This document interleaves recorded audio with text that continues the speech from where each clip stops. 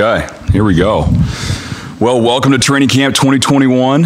Our guys are extremely excited. They all poured into the building yesterday, and we had some awesome meetings, expectation meetings, and just a lot of stuff that we have to check off the box. But the guys have just been, they're ramped up and ready to go. It's fun to watch them out there competing, and it's been really cool to see. You know, we really established how we practiced last fall and then this spring. And now our guys are not missing a step in terms of the tempos and how we stay on our feet. And we really pride ourselves on practicing like pros. And so it was awesome watching those guys fly around today, staying on their feet, making sure we were keeping each other healthy. Couple announcements here, and then we'll go to questions. So, unfortunately, Mickey Ayu and Will Latu have both had some personal and family issues that they're dealing with, and they're no longer going to be a part of our football team. We wish both of them the best. And then on a positive note, Zion, I'm sure you guys saw out there, is way ahead of schedule, and he will for sure be seeing the field in 2021. It's been exciting watching him. We knew he was going to attack his rehab, and he is way ahead of where our doctors thought he was going to be. So we're excited about that. Questions? When you say we will see him playing in 2021. Right. I mean, thinking more likely a bowl game, regular season? No, regular season. Regular season? Yep, regular season. When did you find that out? Just through his progress of how his rehab's been going and how he has just beat all the benchmarks that the doctors and our trainers have laid out for him. He's beaten every single one of them, and it's just been awesome watching his progression. Is it something where it may have been not as serious as originally thought? No, I wouldn't say that. It's more about how he attacked his rehab and his positive mindset and the work that he's put in. I mean, I remember the day he got injured. He's smiling, and he was like, "Coach, I'm going to come back way quicker than the experts think." And sure enough, that's going to happen. Have they given it like an updated timetable on, a month or however many more weeks? I'll just say, our opponents better be ready for him. When can he start practicing, you think? What's the... Well, you guys will see him, I'm sure, or you guys will hear about it when he starts to get out there a little bit. How much of that is his drive too? Because a lot of guys, as you know, if you're a draft prospect, could choose to sit out the season or train on the side. That's been a big thing in recent years, just wanting to come back to this team rather than thinking of his future in that way. That's a good point, Mike. It's all really his drive and his competitiveness and how he's itching and scratching to get back on the football field. I mean, that's what it is. He's been in that weight room, in the train room every single day, bugging our trainers. What can he do extra? His body looks great. He's at the weight he wants to be at. He looks slimmer, faster, more explosive. I'm sure you saw him out there with his cleats on today. I mean, it's just awesome to watch, and it's awesome for the rest of our team to watch how you attack your rehab and how you get your body back right after an injury like he had. How does that change the prospects and the outlook for the team to know that a player of that caliber will eventually be back? I think it's it definitely gives a boost to everybody. I more look at it as, hey, here's an example of how you attack your rehab. Injuries are a part of football. We're going to have more injuries here during training camp. I'm hoping they're not devastating, but this is football. It's a violent game, but it's how you attack your rehab and how you battle back. And he had the right state of mind of how to get back from a devastating injury. And so it's more pointing to that example of, hey guys, you see how he did it? You see how he's ahead of his timetable? When it does happen, you get injured or you have a slight injury or you're hurt, you need to attack it like he did, and you're going to get back as fast as he did. Hey, did you guys ever figure out how he did it? Because you said it's like non-contact.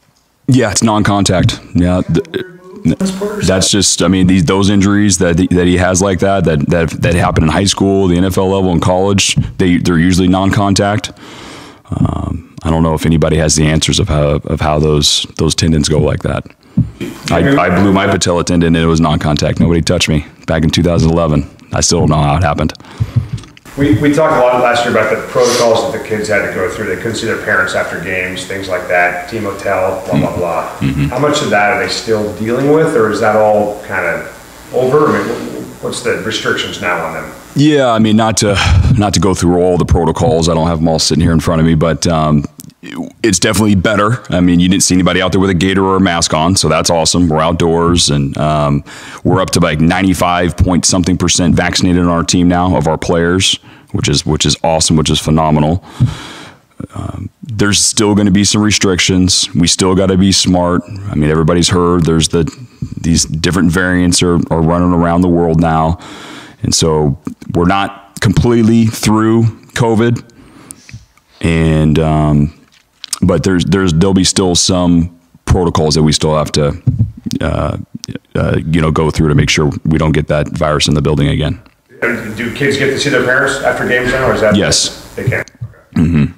Jimmy, you mentioned Zion. He's at 260 now, and that's the weight that he wants to be on. Yeah, how do you think he's going to be a different player at 260? He was obviously explosive at 280, but how is he going to be a different player now? I think he's going to be even more explosive.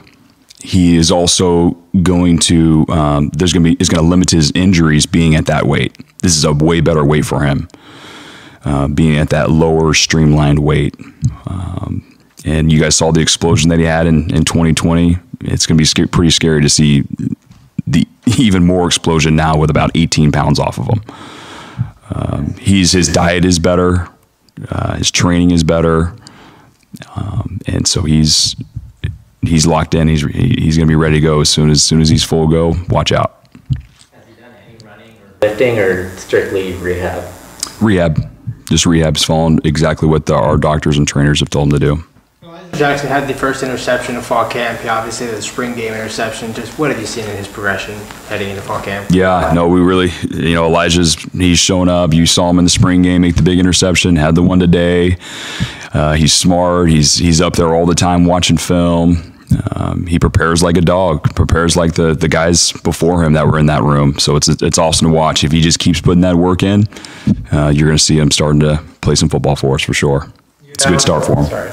You announced that you lost 2 inside linebackers. How do you feel about the depth and what you have, and do you feel like you have enough in that room right now?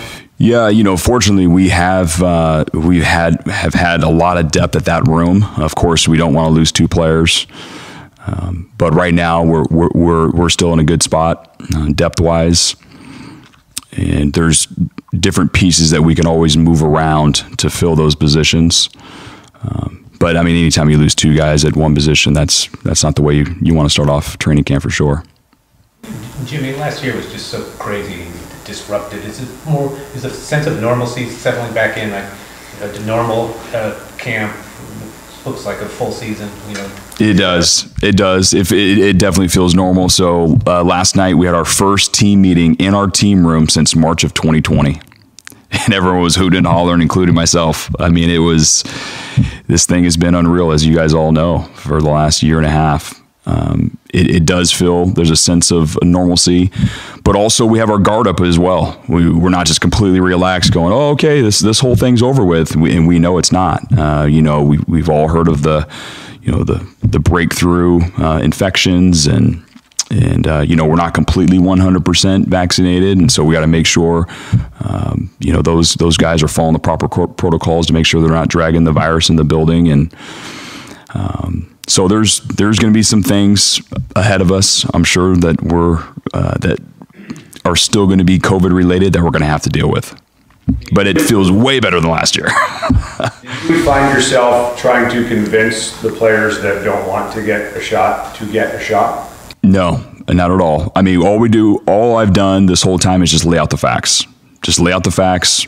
And actually, the doctors lay out the facts. The doctors come in, they lay out the facts. Our trainers, our professionals, they come in and they lay out the facts. Here is the facts of the case of why you should get the vaccine. And then it's on our staff and our players to make their own personal decision whether they're going to get vaccinated or not. I saw where Mike Zimmer came out the other day, coached the Vikings, and was clearly frustrated with Kirk Cousins and other players that didn't want to get the shot, and he was sharing those thoughts publicly. Are you frustrated with the players that won't get vaxxed? I'm not at this point. No, I'm thankful. From what I'm hearing, we're way ahead of a lot of teams in our conference and around the country in terms of the percentage of players that we have vaccinated. So I'm actually very thankful that our players listen to these professionals, listen to the facts, and didn't listen to some article on some social media or whatever they're looking up. And each person has their different reasoning, whatever that is. But it's everyone's individual right to decide what they want to do, what they want to put in their bodies. But I'm more thankful that we are at the percentage that we're at, and that almost 96, 97% of our team is vaccinated, which I think is a huge win. Doesn't the school require all students to be vaccinated? When fall quarter begins. When fall quarter begins. With this camp compared to last year you just couldn't do as much. What are some of the things that you're able to do now that you wish you would have been able to do last year? I mean, the big one is we're not on Zoom. We're in team meeting rooms now. All the position groups are back in their normal position rooms now. And there's a sense of normalcy just right there. Having close human interaction, having a team meeting, having a gathering, getting that chemistry with each other in person. That's what everybody was missing last year. And now we're starting to get that in the last 24 hours with all of our meetings yesterday and the start of our team meeting this morning. And then we'll have 2 more team meetings, later today in the afternoon tonight. Just building that chemistry and that bond in person. That was the biggest thing that we were missing last year. What do you want to see from the safeties? Because obviously you return a lot of players and guys with experience, but maybe not full-time starters. Just how do you feel about the safety position going into camp? You said the safeties? Yeah, no, we have some guys back there that have played. We look at Cam Williams and Asa Turner. We have guys that have been here and have played multiple games, but we also have some guys that are making progress and are going to have an opportunity to go in there and be starters as well. You can think a guy like Julius Irvin, who showed up today, and Dom Hampton, who also showed up today. We feel we have a couple of veterans, but we also have some really talented players that are going to be pushing to be starters. What does Asa need to do just to take that next step or to get more involved, maybe get some more reps? I think he's at a point now where he's heard the calls over and over and over, and now he just got to play at a higher speed. And that's what normally happens. As soon as you figure out the technique, you figure out our calls, and now you got to stay ahead of what the offense is trying to do to you. And I saw a little bit of that today. I can't wait to watch the film. He did flash today, but that's where he really needs to take the next step. And same thing with Cam Williams. I mean, those two guys that have been here for a while now, they need to play quicker and faster than the younger guys. Jimmy, just to clarify, those 2 linebackers that have left the team for family reasons, is there any opportunity for them to come back, or is the door kind of closed on them at this point? Yeah, no, I wouldn't say the door is closed at all, but we are very respectful of what they're dealing with, and we pray for them to get themselves better and their family better. The door is definitely not closed, but we don't think they'll be a part of our team this fall for sure.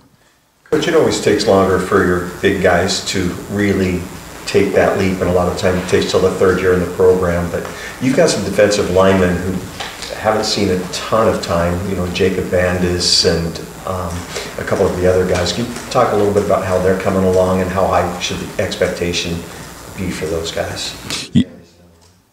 Yeah, so we have 2 players that have played considerable amount of football for us, in Taki and Thule.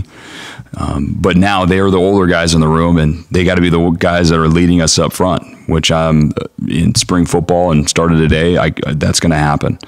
But yeah, you're right. And then after that, it's a big drop off. We have some younger guys that need to step up and be those core inside defensive linemen for us. The cool thing is we have some talent there. It's just untested talent. And we got this whole month right here to get those guys better, get those guys learning our calls, learn how we play, and get us ready for game 1. Jimmy, is there a preferred timeline for when you'd like to solidify the QB situation? Well, Dylan Morris is our starter.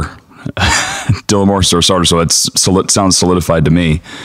Like I told you guys down in Los Angeles, everybody on our team who is a starter or returning starter if they decide to slip and not play as well and someone plays better than them at corner, at left tackle, at center, at quarterback, at wide receiver, at linebacker, every single position, punter, kicker, if someone eventually plays better than them during training camp, then they all have a chance to get replaced.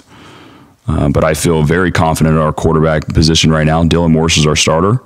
And then we have 2 guys behind him that are very, very talented, and I'm excited to see what they do. But every single position, you're the starter until someone comes in and plays better than you. And then if that happens, then we're going to play the guy that gives us the best opportunity to win. What's the biggest difference in Dylan today versus a year ago? Well, we think you never told us, but we think he was battling for a starting quarterback job a year ago. Oh, yeah, he definitely was. Oh, yeah, I think we all knew that. Yeah, we didn't know who our starting quarterback was going to be. So, yeah, no, that was... How much different are things for him, and how has he changed? I mean, I think the biggest difference is he's played 4 college football games. He had never played college football before last fall. And so, I mean, that's just having those reps and being in that environment and going out there against an opponent, that's huge. If you've never played college football before and felt the speed of it, so now he's a veteran of only 4 games, but then he also had a spring football, full spring football, and the feeling of that and having fans in the stands, and now we're gonna have a full training camp right here, a full regular training camp, and he had a full off season, a regular off season of installs. There was no pause from January all the way till now. There was no, hey, go home, see you on Zoom. There was none of that. So we've had a regular off season, and so I'm expecting him to play better than he did in 2020 because he's a year older, a year wiser, and he's heard the plays and heard the calls, and we're expecting him to do that. What kind of things does for a quarterback who gets better over the summer and comes into fall camp looking better than he did in the spring? What sort of things was he doing over the summer to give himself that boost? What do you want a quarterback really working on during those months? I think the biggest thing that comes to my mind is decision making. Quarterbacks have to be great decision makers, and the more he hears the calls and knows what he's looking for in a defense, and be able to put the ball in the right place, be able to get us out of a bad play into a good play, or if we have a good play and sees the defense and we want to stick with the play and be able to stay with the play, he's got to be a great decision maker. He's got to go through his reads. And so now he's going into his second year now of being able to play college football without redshirting, and he has taken that next step because now he's seen it that much more times. And so repetition after repetition, practice after practice, film session after film session, the more all that piles up, you're going to get better. And Dylan works at it, and he's going to be a better quarterback in 2021 than he was in 2020. Sam Huard looked about as comfortable as we've seen him since he showed up here. Would you agree? I would totally agree. And that's, it's almost the exact same spiel that I just said about Dylan Morris. So, Sam Huard came in here in spring football, and then all of a sudden he's seeing a defense that he's never seen at the high school level. He's seeing big-time players at every single position that he didn't see in high school.